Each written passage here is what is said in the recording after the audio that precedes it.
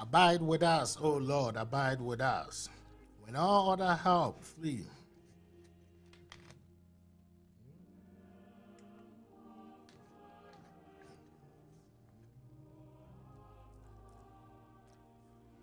Let me also sympathize with the Iranian regime. Their number one top nuclear scientist was assassinated. That was last Friday or Thursday, I believe, if my memory is serving me right.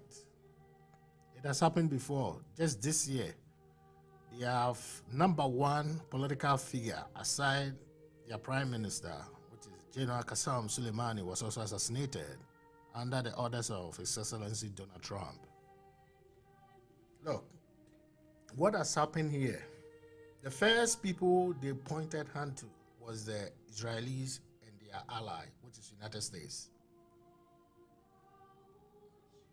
Because after the UN inspectors called back, Trump was brief. His Excellency was brief.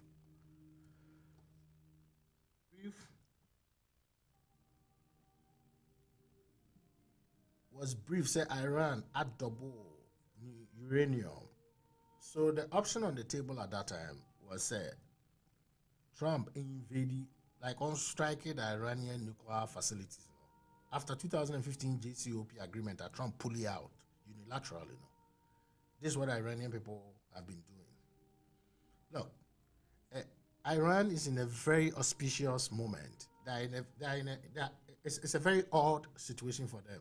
I always preach tolerance and I always preach patience. If the Iranians have tried so hard to contain His Excellency Donald Trump for the past 4 years, there is a new administration that is coming. I'm referring to Joe Biden's administration, assuming all things being equal.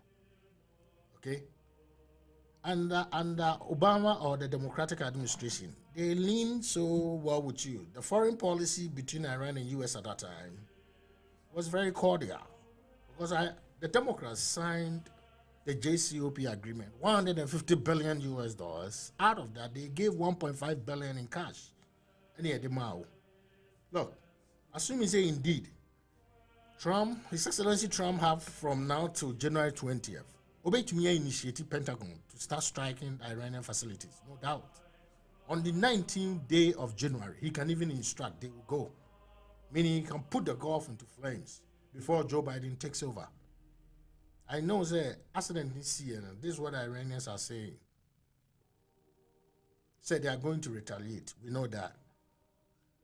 When Soleimani Qasemi got assassinated, they retaliated. They strike 2 US bases in Iraq, no doubt. But what I can say or what I can suggest, they should be patient. Because you see, the Israelis have been very provocative, and it's like they are looking for opportunity. This is their last bet. Because we know what the Prime Minister Bibi Netanyahu said. He said Israel has never had a friend like Donald Trump. There is nothing Trump won't do for them. Even when it comes to supply of US advanced military equipment, nobody on this earth, in the US for example, more F-22 and B-25s, with the exception of the Israelis. So it tells you that I know why they are being very, very provocative. This time around, the listen Iran, baby, it gives Trump administration the option either for Israel to start and for Trump also to invade. Yes, he can do that. As soon as he may taint his legacy, all right, but I believe he doesn't care.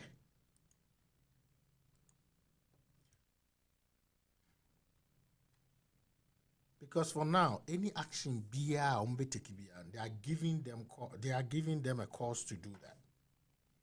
That's why a lot of people are appealing to the Iranians that they should be very patient this time around. It's very auspicious hour for them. Less than 2 months. Very patient.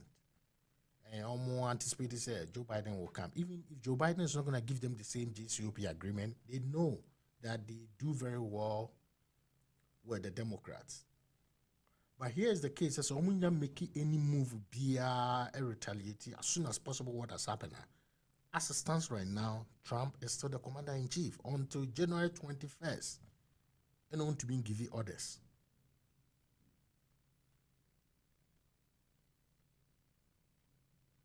And I know, say, Israelis are on a very high alert. Yeah, just last week, His Excellency Pentagon instructed so Omonfa aircraft carrier striking group. Or go off on it so.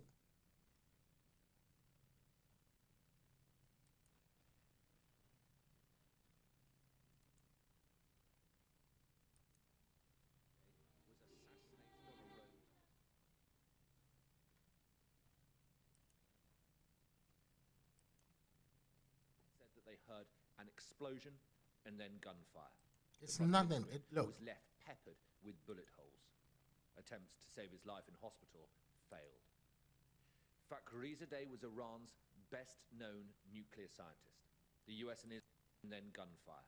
The front windscreen was left. It's very likely that they use somebody that opposed to this regime and they take this action against them. Was Iran's best-known nuclear scientist. They've done that. It has happened before in 2010. They assassinated another nuclear scientist. In 2018, Benjamin Netanyahu singled him out when Israel released what it claimed was a cache of documents. Because last week, this is what the Israelis did. Almost strike certain Iran facilities war Syria. Remember that name, Fakhrizadeh.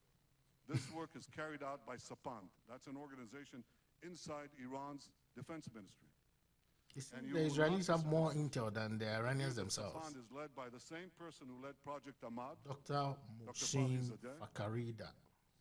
Iran has been quick to point the finger at America and Israel. Yeah, they've limited their scope because they've seen it before, no doubt. Before Donald Trump leaves the White House. Terrorists murdered an eminent Iranian scientist today, Iran's Foreign Minister Javad Zarif tweeted.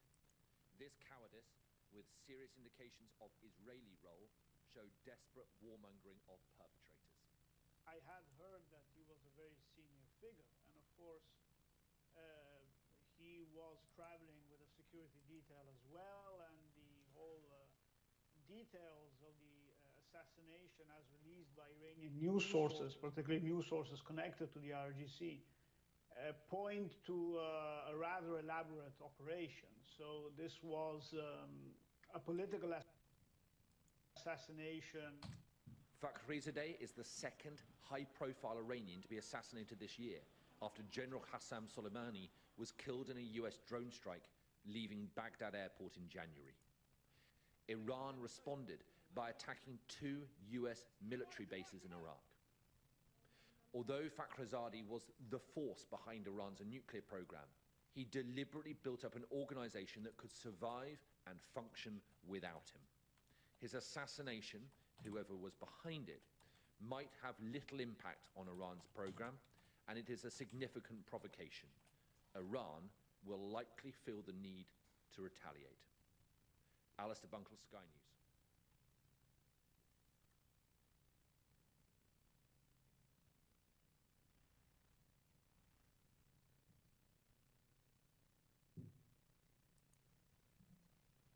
Look, immediately as see, this is what the Pentagon did. Okay? The United States Pentagon, a movie striking command to the Gulf. Now the Israeli Mossad is also on alert. The least thing Iran be what is likely to happen is a bit trigger. I mean, it will give both Israel, the ally, United States, the option to strike. So that's why sometimes it's good to be patient here. So Iran, they've been able to contain Trump for the past 4 years.